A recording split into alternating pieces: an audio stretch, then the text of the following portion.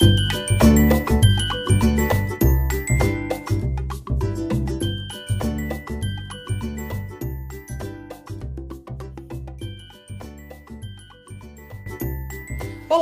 sejam muito bem-vindos. Esse é o podcast Primeira Infância no Ar. Sou Dani Flório e vamos juntos continuar conhecendo um pouco mais e refletindo sobre a primeira infância. Chegamos ao nosso episódio número 4. E neste episódio nós vamos continuar, quem não ouviu ainda corre lá para ouvir. No episódio 3 nós já falamos um pouquinho sobre as crianças com deficiência. E nesse episódio agora vamos falar um pouco como se dá o processo da inclusão educacional dessas crianças. Estamos mais uma vez com o nosso convidado super especial, Fábio Oliveira. Para quem não ouviu o terceiro, vamos apresentá-lo novamente. Ele é pedagogo com especialização em autismo e saúde mental. É professor de sala de atendimento educacional especializado na rede municipal de Osasco e diretor do Centro de Apoio ao Autista de Osasco. Fábio, mais uma vez, muito obrigada, muito bem-vindo. Vamos continuar nossa conversa aqui sobre muito deficiência. Bem. Isso, vamos lá. É sempre um prazer estar aqui de novo falando e vamos dar sequência a esse assunto que é bastante abrangente, né? Que é educação infantil, escola e todas essas coisas. Vamos lá. Bom, a gente podia começar lembrando que nós temos uma lei, né? O Brasil tem uma lei, a Lei Brasileira de Inclusão, a LBI, que garante a inclusão escolar de pessoas com deficiência de forma ampla e não específica. Essa lei, ela é suficiente para garantir as boas práticas dentro das salas de aula? Quais seriam os principais desafios para a gente conseguir promover uma educação inclusiva efetiva no Brasil? Dani, quando a gente vai falando de lei, eu acho que tem a lei não significa garantias, né? E quando a gente está falando de deficiência e toda essa coisa que é muito diferente, a gente não pode esquecer do nosso conceito histórico. Uhum. Então, dentro da história da deficiência do Brasil, essa população não foi vista como alguém de produção. Então não teve investimento, né? Uhum. Veja, a gente fala da inclusão escolar há 20 e tantos anos e hoje a gente ainda tem problema com isso. É ausência de lei? Não. Nós tivemos o encontro de Salamanca, que foi essa coisa mundial, onde todo mundo parou para falar disso, mas não foi o suficiente. Então, a lei já está o suficiente. Agora o que a gente precisa é mudar a nossa crença sobre. Uhum. A gente tem que mudar a nossa crença sobre a pessoa com deficiência, né? Colocá-la no lugar de alguém que também consegue. Sim. Tendo as ferramentas corretas, esse cara também vai responder legal. Ele também vai aprender se a gente tiver as ferramentas corretas. Então, quando a gente pensa em lei, a lei tá ok. Agora a gente precisa fazer modelação humana. Sim. E aí, de novo, eu trago a palavra humanização. A gente precisa humanizar a educação para poder ter uma ótica melhor para esses alunos que funcionam de forma diferente. E isso, como a gente está falando de educação infantil, vamos já falar dos nossos pequenos, né? Dentro da educação infantil, os professores, eles precisam ter posse dessa informação. Eles são bons nisso. Professores, confia que você sabe. Você sabe, você percebe que esse aluno, dentre todos, ele está apresentando comportamentos diferentes. Só que o que a gente precisa? E aí, de novo, professor, a gente precisa escrever. Dê para a mãe um relatório. Registro. Mãe, olha, você vai no pediatra, mas leva esse relatório aqui, o registro. Ah, na brincadeira de roda ele não participa, eu chamo, ele não responde. Por quê? Quando a família chega no profissional de saúde, ele não sabe muito bem o que vê. Porque lembra que a gente estava falando da chegada do diagnóstico? Essa família ainda está sob o impacto da criança idealizada e da criança real. Então, fatalmente, na consulta, ela não vai conseguir defender, ela não vai conseguir dizer o que precisa ser dito.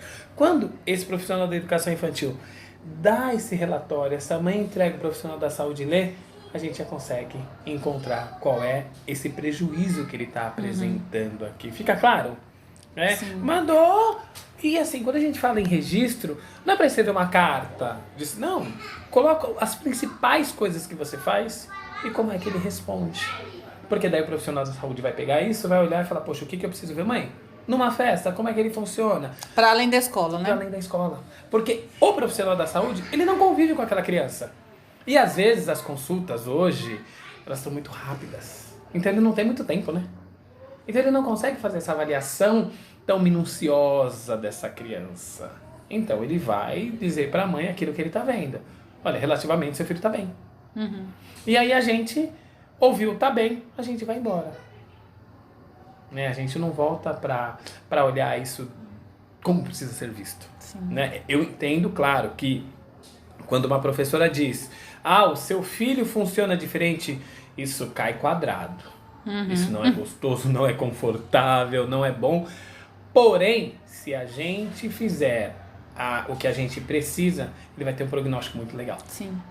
E que às vezes até pensando na criança pequena, especialmente, como elas estão em desenvolvimento, pode até ser que lá na frente não era nada. Exatamente, automaticamente ela vai se corrigindo. Mas é importante ter atenção até para esses detalhes, né? Não deixar passar, como se não fosse nada, né? De alguma forma ter uma atenção. Tardio a gente vai ter problema.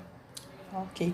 E aí, se a gente pensar também na LBI, eu acho que tem uma outra questão que pega um pouco. Na verdade, a gente percebe isso no dia a dia. A lei é para todos, né? Para todas as escolas, públicas e particulares. Então, as escolas particulares elas não podem mais se negar a matricular um aluno com deficiência, alegando que ela não tem professor especialista, né? A gente sabe que isso não pode. E também não pode cobrar taxa extra para atendê-lo. Isso, nada disso pode acontecer. Não pode acontecer. Nada disso pode acontecer. Mas a gente houve alguns casos de escolas que têm essa barreira, né? Como é que se você tem alguma experiência com isso, assim, você acha que isso é possível? Como é que a gente pode avaliar esse tipo de prática? Como é que a escola particular pode lidar? Porque na pública não tem jeito. O aluno está ali, ela não tem como dizer, conta, né? Vai ter que dar conta, né? Tem que dar conta. A gente sabe que nem sempre consegue dar conta da melhor forma possível, mas ela dá conta daquilo que ela está com. Porque o sistema ele entrou. Exatamente, não tem como sair. Né? Mas na particular é um pouco mais. Tem um dono, né? Ele pode funcionar. Exatamente. O que eu sempre oriento para as escolas é assim: Fábio, mas eu já tenho uma sala super lotada e vai chegar mais esses caras, né? Esses alunos, como é que vai ser isso e tal? Primeira coisa que a gente precisa pensar é na qualidade disso. Não vamos ser leviano e dizer que você colocar 3 alunos com deficiências diferentes dentro de uma sala super cheia vai dar bons resultados. Não vai dar para ninguém. Né? Porque a gente não pode esquecer que o professor também é um ser humano e tem suas limitações. Né? Então ele não vai ser sadio. Mas o que eu acho importante, e aí eu volto para o início que eu disse, humanizar isto. Né? Porque quando eu humanizo, eu começo a pensar quais são as possibilidades que eu tenho de poder favorecer o aprendizado de algum desses. Já que eu não posso ser todos, eu tenho alguns.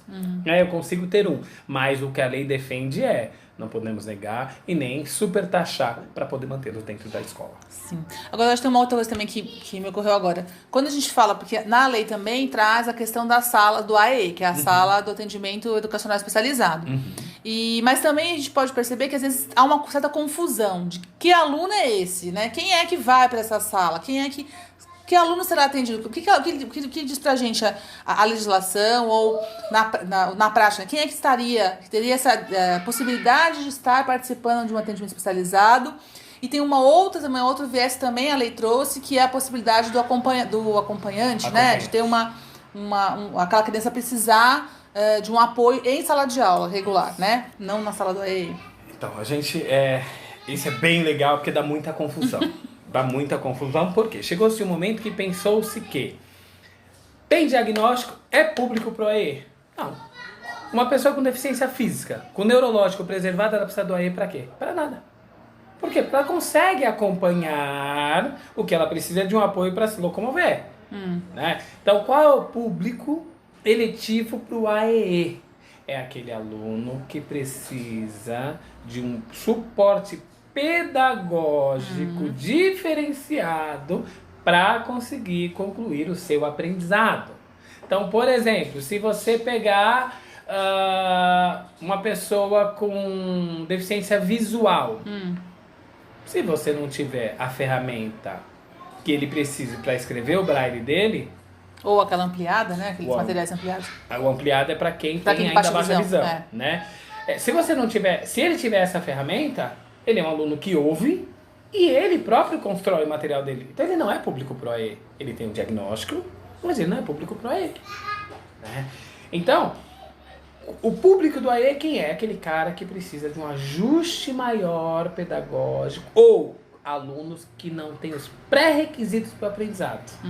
Por exemplo, eu tenho um aluno que tem um diagnóstico de autismo super agitado, junto disso veio o TDAH, ele já precisa do pré-requisito, porque ele não para. Então, ele vai pro AE para quê? Para trabalhar esses pré-requisitos. As pessoas confundem um pouco o AE com reforço escolar. E com a sala especial antiga. E ele não é isso, e também não é reforço escolar. É para ser trabalhado pré-requisitos para esse menino estar dentro dessa sala, para essa criança estar dentro dessa sala do ensino regular. Não é para ficar dentro do AE. Então não é qualquer diagnóstico que coloque lá dentro. Né? Precisa dessa avaliação mais minuciosa. E quando a gente fala disso, a gente tem que falar de conhecimento. A deficiência ela acaba virando um pouquinho de tabu. Então, como a gente não fala disso, a gente vai muito pelo que eu acho. Vai muito pelo que eu acho e vai modelando dentro das leis, por isso que a gente tem esses conflitos todos. E aí o conhecimento para professor da sala regular e para professor também do AE, né? Isso. Existem alguns pré-requisitos para ser um professor de sala do atendimento educacional especializado, isso, né? Super existe. Esse profissional ele tem que ter a formação específica em educação inclusiva. Antigamente, a gente já escolhia na faculdade onde é que você queria atuar. Só na educação infantil, se quero ser só diretor ou quero trabalhar com educação inclusiva. Isso mudou dentro da pedagogia. Hoje eles são formados meio generalista e depois tem que voltar para fazer uma pós-graduação. Só que a gente tem um problema nisso. Porque quando ele sai da faculdade e vai para o mercado de trabalho, ele não tem esse tempo, ele já deveria ter essa formação, porque o aluno de inclusão está lá.